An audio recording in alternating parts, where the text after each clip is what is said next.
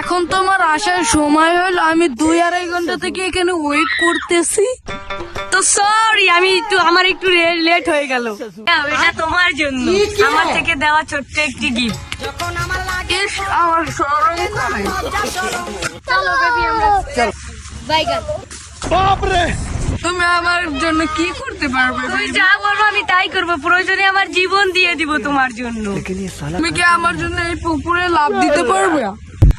আগে তুই আমাকে গোসল করতে বল, যাও।